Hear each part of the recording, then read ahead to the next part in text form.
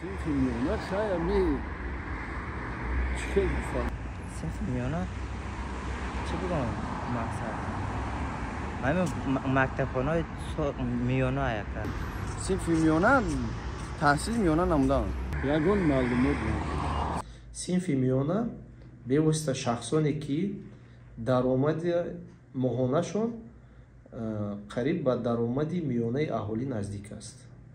از چه سبب قریب؟ از بس که در اونجا یک معیار است. از 75 تا 125% درآمد میانه اهالی را در بر میگیرد. البته درآمد این همچون نشان دهنده اساسی صنف میانه استفاده برده نمی شود. در اینجا الحال دیگر نشان دهنده های اجتماعی بینابر گرفته می شوند. مثلا در دولت های غرب صنف میانه را شهروندان را می نامند که درآمدشان برای خریداری نمودن اموال غیر معقول، برای علاقه هیچ نباشد در یک سال یک مرتبه به خارج رفتن برای استراحت، برای امکانیت پیدا کردن برای برقرار نمودن سلامتی در یگان استراحتگاه و امکانیت داشتن خریداری نمودن مجموعه مال و خدمت رسانی ها و به واسطه خدمت رسانی هایی که برای استوار فعالیت خود را پیش بردن حسابیده می شود.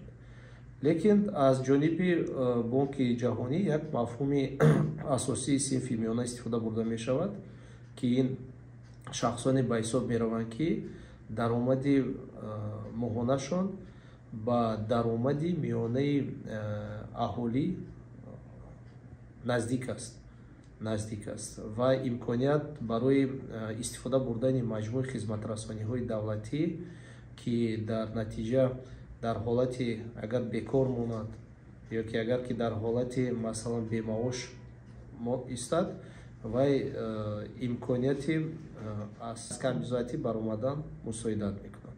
این معنی آن را دارد که این شهروندانی می باشند که درآمد میانه‌شان برای استوار فعالیت خودش را پیش بردن بسنده است و اهالی می باشد که داروی چنین پسنداز می باشد که در حالتهای وزنین از حساب این پسنداز او تواند به مجموعه خدمت رسانی دولتی دسترسی دائمی داشته باشد و به مثلا کمبزایتی دچار نشود.